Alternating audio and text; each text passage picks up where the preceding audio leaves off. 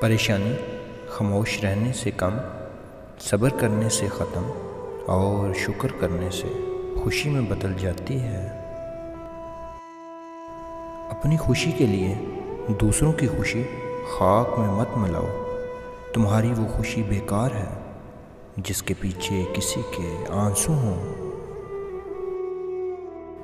زندگی کی اصل خوبصورتی یہ نہیں کہ تم کتنے خوش ہو، بلکہ زندگی اصل خوبصورتی تو یہ ہے کہ دوسرے تم سے کتنے خوش ہیں۔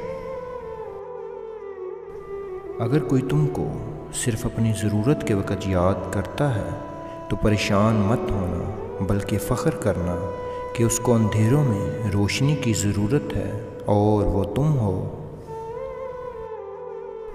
مشکل ترین کام بہترین لوگوں کے حصے میں آتے ہیں کیونکہ وہ اسے حل کرنے کی صلاحیت رکھتے ہیں۔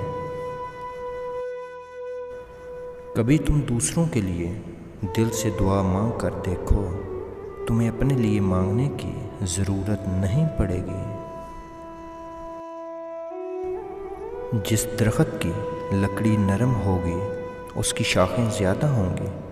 بس نرم طبیعت اور نرم گفتار بن جاؤ تاکہ تمہارے چاہنے والے زیادہ ہوں۔ جو تمہاری خاموشی سے تمہاری تکلیف کا اندازہ نہ کر سکے، اس کے سامنے زبان سے اظہار کرنا صرف لفظوں کو ضائع کرنا ہے۔ ہر شخص 3 زندگیاں جیتا ہے۔ نمبر 1 عمومی زندگی، نمبر 2 ذاتی زندگی، نمبر 3 مخفی زندگی۔